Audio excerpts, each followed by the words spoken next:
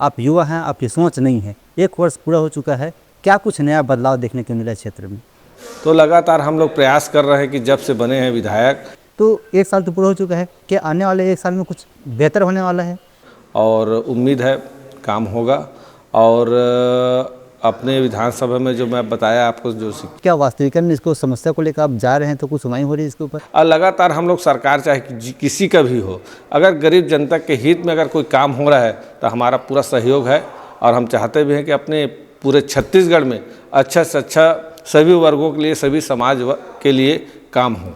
उनके हाथों को मतलब रोजगार मिले, ऐसे कुछ वहाँ इंडस्ट्री इस्टेब्लिश किया जाए जिससे आसपास जो लोग बाहर जा रहे हैं उनको बाहर जाने की जरूरत ऐसे कुछ व्यवस्था करने वाले हैं आप? 1000 जो शिक्षा भर्ती की बात हो या 2 करोड़ नरेंद्र मोदी सरकार के युवाओं को रोजगार देने वाली बात हो, कहीं ना कहीं 15 साल से जो हमारा युवा है, एक पीढ़ी समझ लो, वो ठगा जा रहा है। तो जैसे कि आप कोई भी काम को लेकर यहाँ आते होंगे विभाग मंत्रालय में, तो आपको समस्या होती है कि आपका काम हो जाता है? हमको तो पूरा समस्या है। समस्या इसलिए है कि सरकार एक लाइन में बोलते है कि हमारे पास फंड नहीं है, दूसरी ओर बोलता है कि हमारे पास पर्याप्त पैसा है। सरकार का कहना है, जो मंत्रिमंडल में बैठे हैं, कि जो 1 साल में काम हुआ है वो 5 साल में कांग्रेस के समय काम नहीं हुआ था। 2 साल फिर कोरोना था, हमको 2 साल मौका मिला था। हमने 2 साल में क्या काम किए, कहीं पे नहीं लगता था कि कांग्रेस की सरकार नहीं बनी। 75 पार आपका ही सर्वे रिपोर्ट था कि 70 से 75 सीट कांग्रेस का आ रहा है। तो आप इसको कितना सही मानते हैं कि अब प्रत्यक्ष रूप से चुनाव होगा? बिल्कुल गलत है। अभी तक जितना नया पंचायत बने हैं, वार्ड का परिसीमन नहीं हुआ है। नगर पंचायत बना है तो नगर पंचायत में पार्षदों का वार्ड जो होता है उसका परिसीमन नहीं हुआ है। 1 साल तो पूरा हो चुका है, आपके पास 4 साल और बचा हुआ है। तो इन 4 सालों में कौन कौन से क्षेत्र है जहाँ विशेष रूप से काम करना चाहते हैं?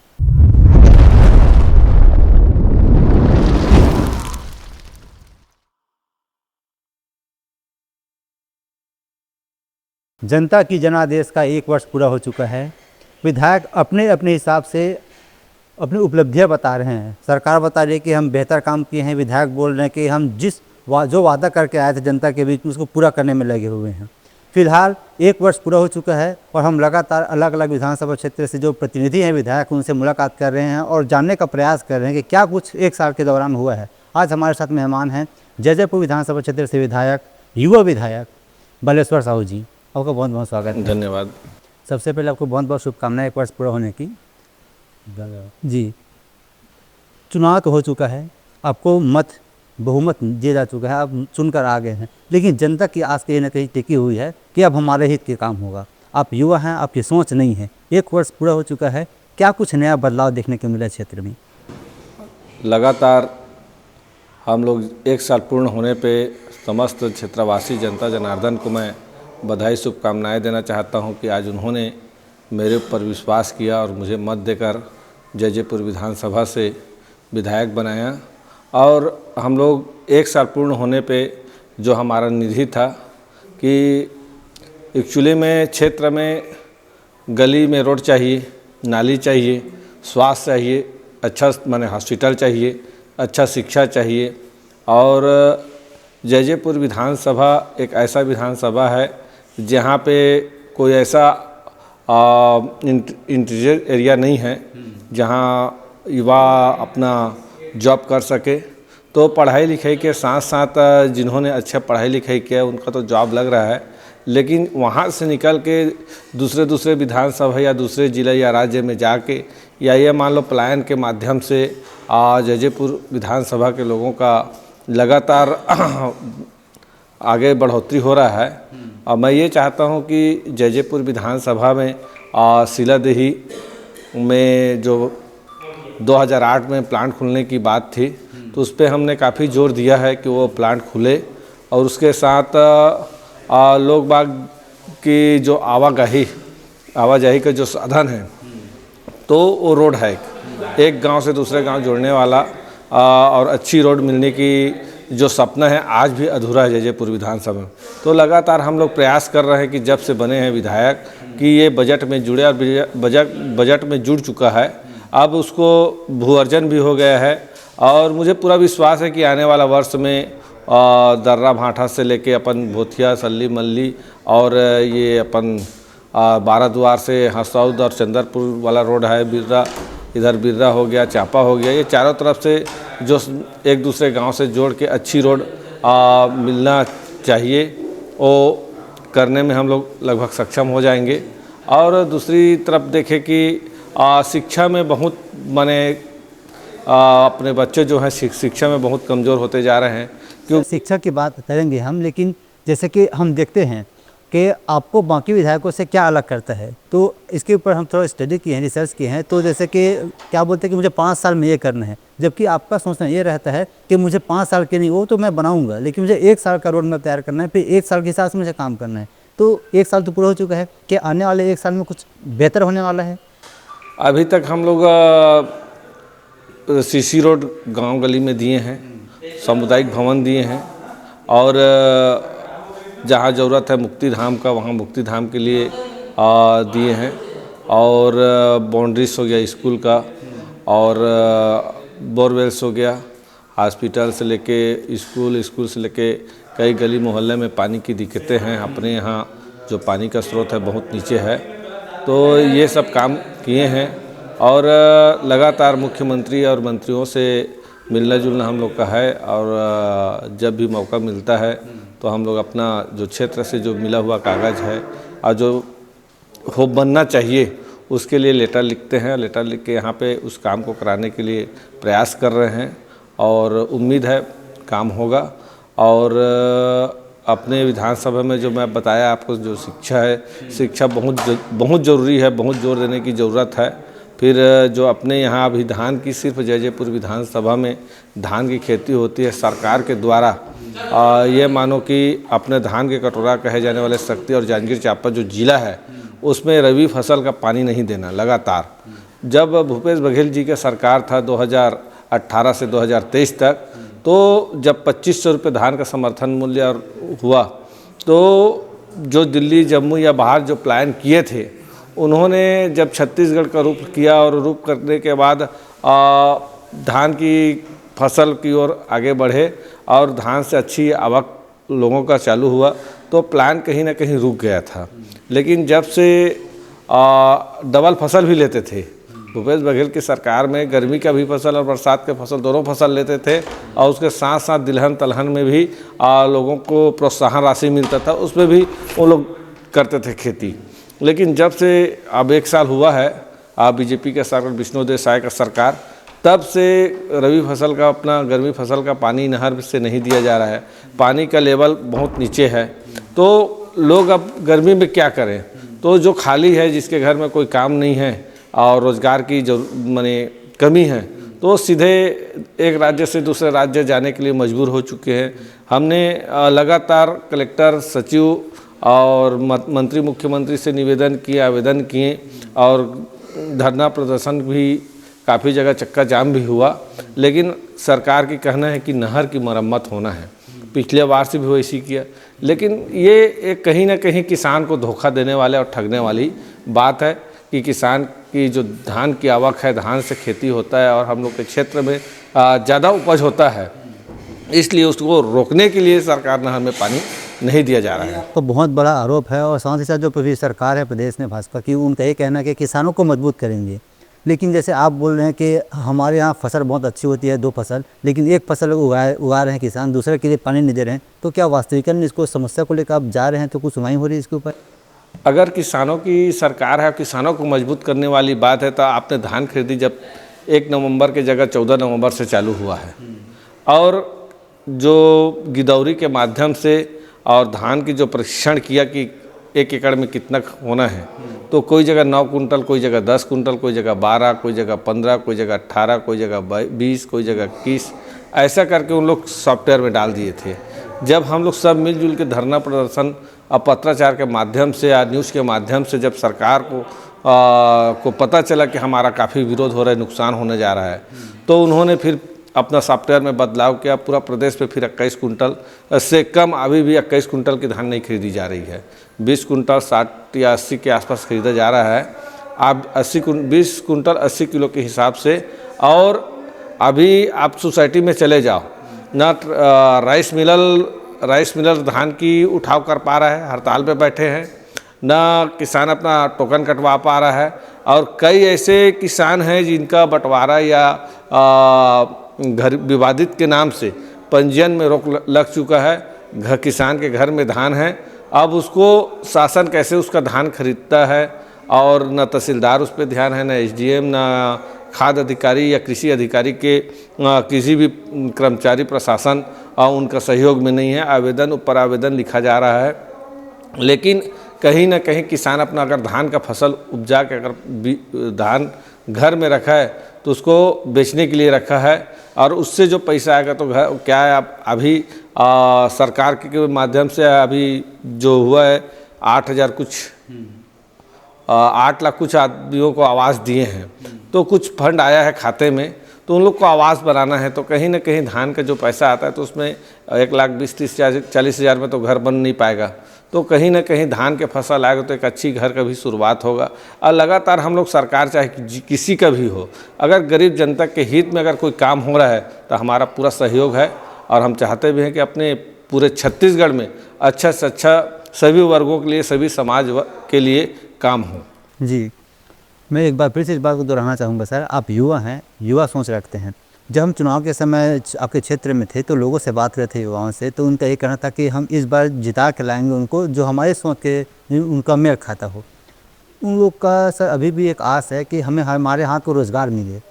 तो अगर वहाँ बड़ी फैक्ट्रियाँ नहीं हैं तो क्या दूसरे माध्यम जैसे लोन हो गए या फिर कुछ ऐसा कि उनको उनके हाथों को मतलब रोज़गार मिले, ऐसा कुछ वहाँ इंडस्ट्री इस्टेब्लिश किया जाए जिससे आसपास जो लोग बाहर जा रहे हैं उनको बाहर जाने की बड़ी कुछ व्यवस्था करने वाले हैं आप? देखिए, चूँकि अभी बीजेपी का सरकार है, हमारा सत्ता सरकार तो है नहीं। चूँकि विधायक है, विधायक के रूप में हम लोग अपने जो युवा भाई हैं, बहन हैं, जो पढ़ने में बहुत योग्य है और अपने मेहनत से उन लोग अपने काबिलियत से आज जो मुकाम तक पहुँचे हैं। लेकिन कहीं ना कहीं मैंने आपको पहले भी बताया कि रोज़गार की समस्या, या आप मान लो 33,000 जो शिक्षा भर्ती की बात हो, या 2 करोड़ नरेंद्र मोदी सरकार के युवाओं को रोज़गार देने वाली बात हो, कहीं ना कहीं 15 साल से जो हमारा युवा है, एक पीढ़ी समझ लो, वो ठगा जा रहा है।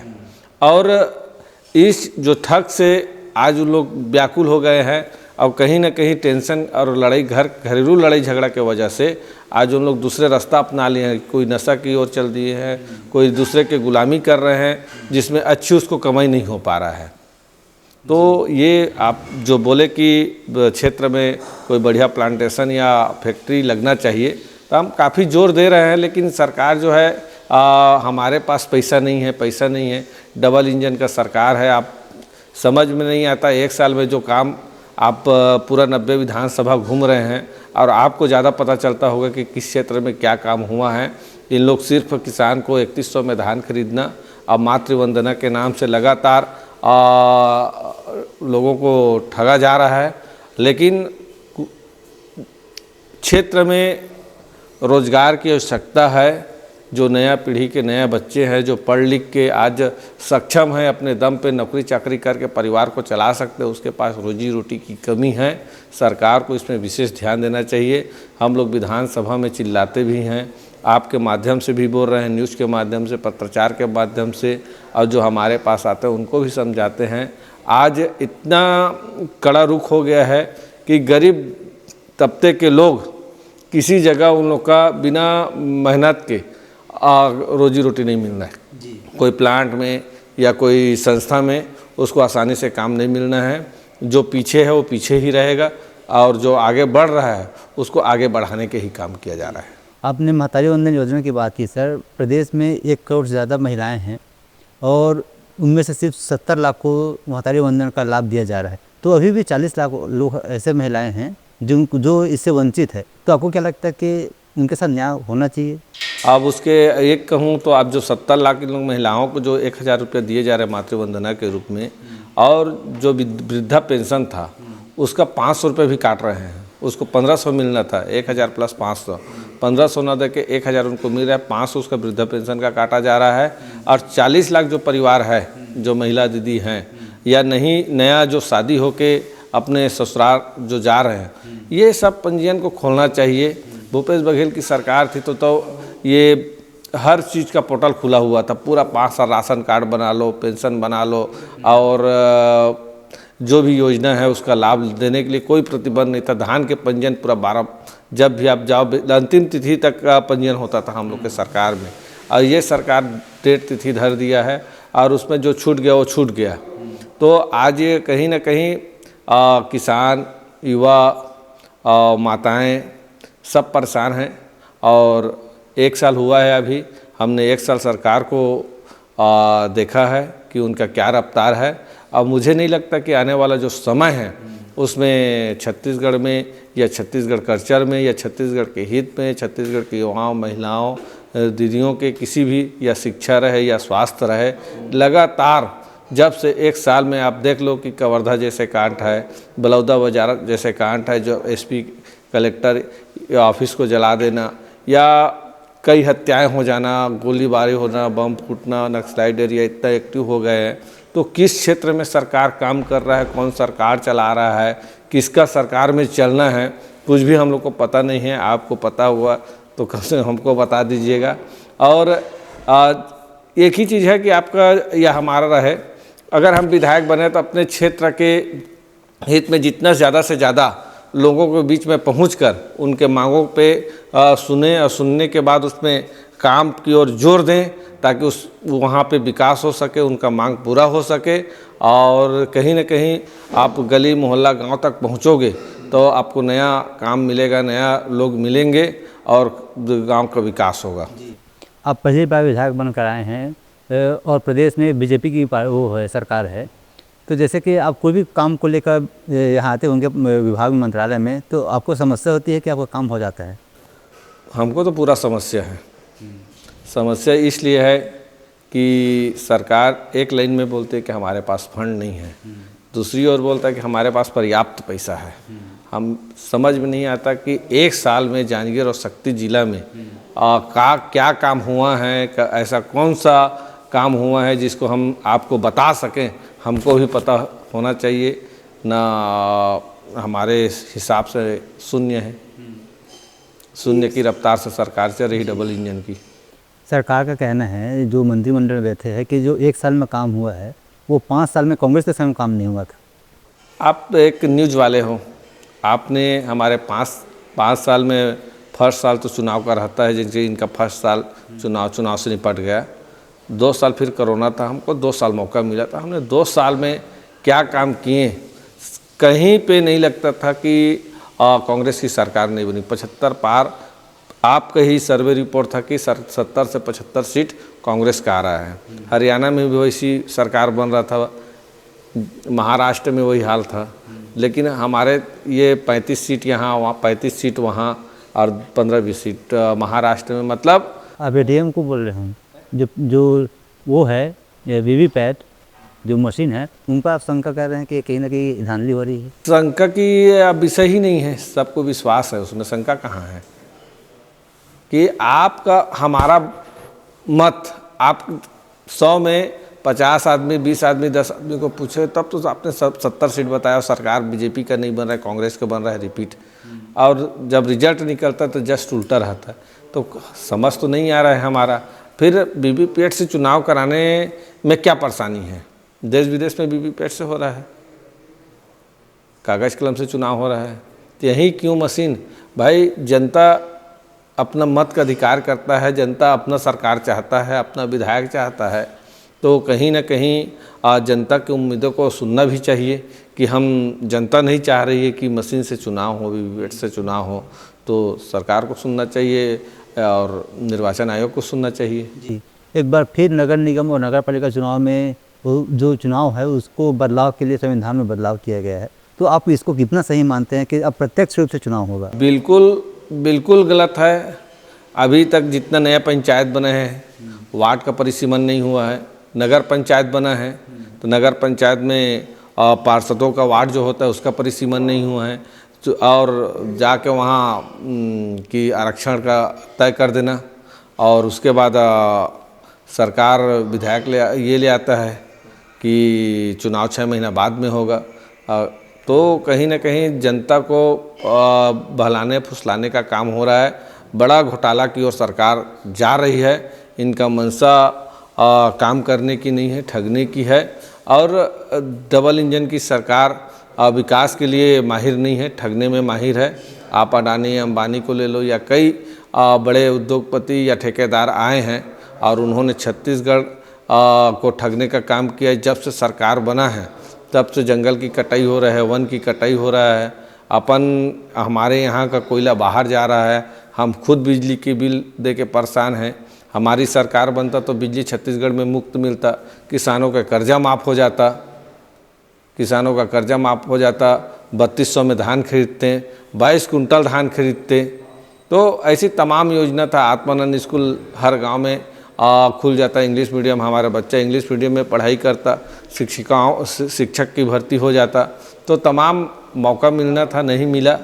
और जब भी मिलेगा हम लोग काम करेंगे, छत्तीसगढ़ के हित और विकास के लिए काम करेंगे। यहाँ के जितना युवा हैं, बुजुर्ग सियान हैं, महिला दीदी हैं, सबके हित के लिए काम करेंगे। एक आखिरी सवाल सर, 1 साल तो पूरा हो चुका है, आपके पास 4 साल और बचा हुआ है, तो इन 4 सालों में कौन कौन से क्षेत्र है जहाँ विशेष रूप से काम करना चाहते हैं?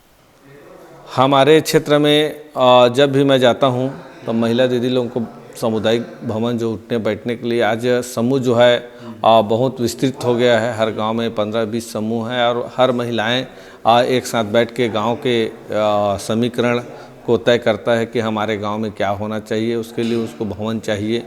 रोड के विषय में बोलते हैं कि आने जाने की रोड की जो साधन है वो अच्छी रोड बनना चाहिए।